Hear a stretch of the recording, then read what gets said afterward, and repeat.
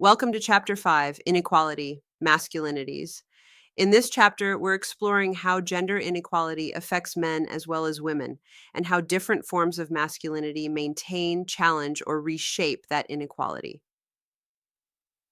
When we talk about gender inequality, most people immediately think about how it disadvantages women. But masculinity itself, the ways men are taught to perform gender, also plays a huge role in maintaining unequal systems. Let's start with a simple example: cheerleading. It began as an all male activity, a display of strength, coordination, and leadership.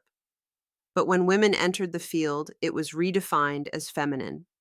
That shift reveals something important about how our culture attaches gender value to activities based on who's doing them. Historically, societies were structured under patriarchy, a system where select adult men or patriarchs controlled women, children, and other men. Over time, we moved toward what some call a democratic brotherhood, where citizenship rights were extended to certain kinds of men, but still excluded women and marginalized groups. Today, many societies operate as modified patriarchies. Women now have formal gender equality, meaning the laws treat men and women as equals. But the association of power with men and masculinity still shapes daily life. This creates ongoing relations of inequality: sexism, which favors men over women; androcentrism, which values masculinity over femininity; and subordination, which places women in dependent or supporting roles. So, what does it mean to do masculinity?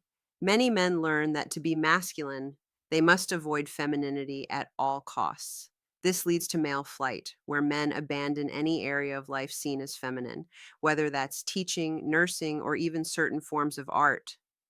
Sociologists use the concept of hegemony to explain why inequality persists.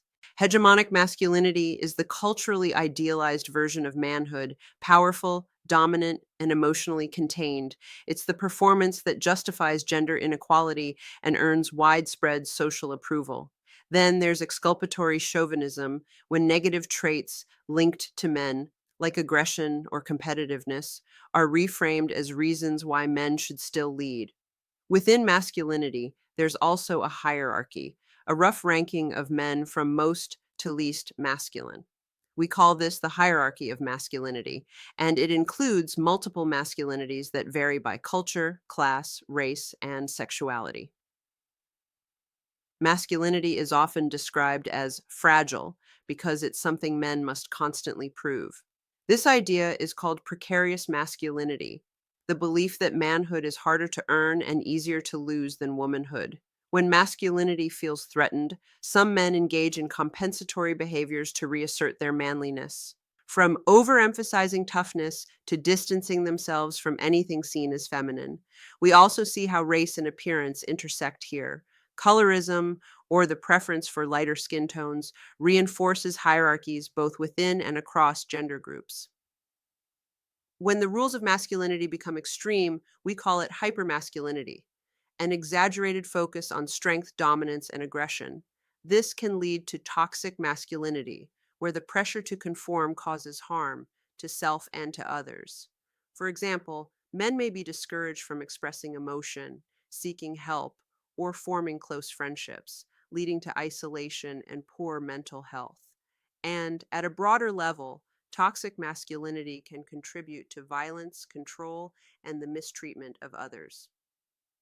Both men and women participate in what sociologists call patriarchal bargains, implicit deals where people accept some costs of patriarchy in exchange for its rewards. For men, that might mean access to authority or respect at the expense of emotional freedom. For women, it might mean conforming to gender expectations for safety or acceptance.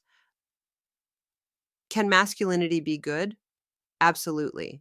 Masculinity can evolve. We see this in hybrid masculinities, newer versions that blend traits traditionally coded as masculine with those associated with femininity or marginalized groups.